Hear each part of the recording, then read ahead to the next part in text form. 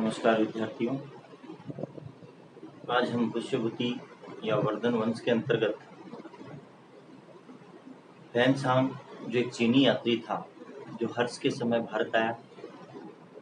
फैनसांग भारत में बौद्ध ग्रंथों के अध्ययन के लिए आया था और यहाँ रहते हुए उसने समाज के अंतर्गत जो कुछ भी देखा उस सब का विवरण उसने अपनी यात्रा वृत्तांत में लिखा है।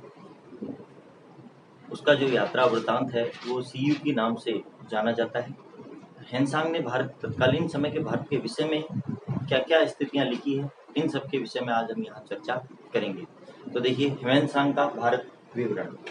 सबसे पहले फैनसांग ने तत्कालीन समय की सामाजिक स्थिति का वर्णन करते हुए लिखा है कि समाज में 4 वर्ण थे, ब्राह्मण, क्षत्रिय, वैश्य और शूद्र।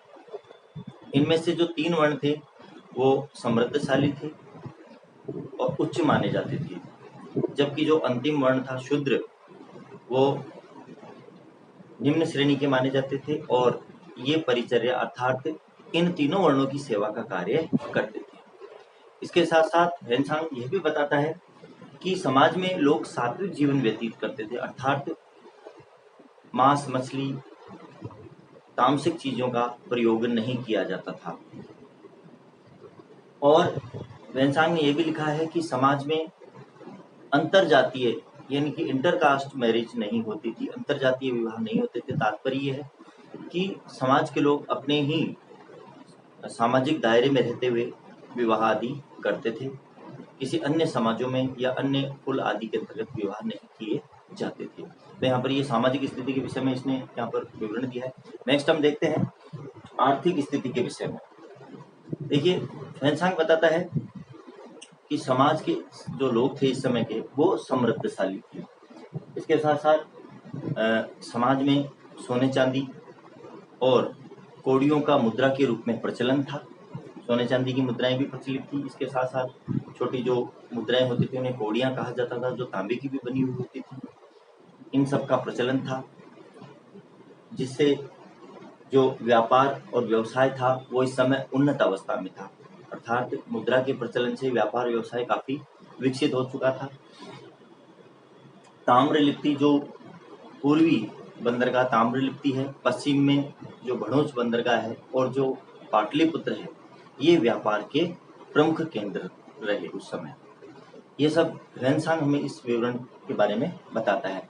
नेक्स्ट हम देखते हैं कि फैनसांग बताता है कि भारत का जो व्यापार है वो विदेशों में चीन के साथ, इसके साथ साथ मध्य एशिया के देशों के साथ और पश्चिमी देशों के यानी कि यूरोपीय देशों के साथ भारत का व्यापार किया जाता था, जो समुद्री मार्ग के द्वारा होता था। और जो निर्यात की वस्तुएं थी, भारत से जो निर्यात की जाती थी वस्तुएं, वो कपड़ा और मसाले थी, जबकि सोना चांदी और जो अन्य वस्तुएं थी वो आयात की जाती थी। घोड़े आदि ये सब आयात किए जाते थे, जबकि भारत का कपड़ा और मसाले काफी प्रसिद्ध थे, इसलिए ये सब निर्यात किए जाते थे विदेशी व्यापार के अंतर्गत। तो यहाँ पर ये आर्थिक स्थिति के विषय में हमको फैनसांग ने बताया। नेक्स्ट हम बात कर रहे हैं धार्मिक स्थिति की। तो देखिए, फैनसांग बताता है कि समाज में ब्राह्मण धर्म का इस समय प्रभाव था, विशेष तौर पर ब्राह्मण धर्म प्रभावी था। और लेकिन इसके साथ साथ जैन और बौद्ध धर्म भी समाज में प्रचलित थे। इस समय बौद्ध धर्म की जो महायान शाखा थी, अर्थात जो महायान बौद्ध धर्म था, वो थोड़ा प्रभावशाली हो चला था, काफी विकसित हो चला था। इसके साथ साथ समाज में धार्मिक सहिष्णुता विद्यमान थी, अर्थात सभी धर्मों का आदर किया जाता था और मूर्ति पूजा इस समय प्रचलित थी। साथ ही साथ ब्राह्मण धर्म के अंतर्गत यज्ञ और जो गाय है उसे आदरणीय माना जाता था। यज्ञ को और गाय को ब्राह्मण धर्म में आदरणीय, सम्माननीय माना जाता था। नेक्स्ट हम बात कर रहे हैं राजनीतिक स्थिति की। देखिए, समाज में राजनीतिक स्थिति किस प्रकार की थी। तो यद्यपि हमने हर्षवर्धन के जो शासन प्रबंधन के विषय में पढ़ा था, उसी से हमको यहाँ की राजनीतिक स्थिति का पता चलता है, परंतु फैनसांग विवरण देता है कि राज्य में लोक कल्याणकारी राज्य की अवधारणा के अनुसार राजनीतिक स्थिति इसने बताई है फैनसांग ने, कि जो शासक थे इस समय, जैसे हर्षवर्धन की बात करें तो उसने यहाँ पर लोक कल्याणकारी राज्य स्थापित करने का प्रयास किया, अर्थात उसी प्रकार की उसने नीति अपनाई, लोगों के कल्याण हेतु ही वह कार्य करता था। और इसके साथ साथ हर्ष स्वयं राजकार्यों में दिलचस्पी लेता था, स्वयं राजकार्य देखता था और इसके साथ साथ वह निरीक्षण यात्राएं भी करता था, जो हमने शासन प्रबंधन के अंतर्गत पढ़ी थी। निरीक्षण यात्राओं के दौरान लोगों के दुख दर्द भी वो सुनता था और उन्हें दूर करता था। तो यहाँ पर राजनीतिक स्थिति अच्छी बताई है, अधिक कठोर दंड नहीं दिए जाते थे, जैसा कि हमने पहले भी पढ़ा था, और इसके साथ साथ समाज में अधिक अपराध भी नहीं होते थे। इस प्रकार की राजनीतिक स्थिति जो है हेनसांग ने हमको तत्कालीन समय की बताई है। नेक्स्ट हम बात कर रहे हैं कि शिक्षा की क्या स्थिति थी।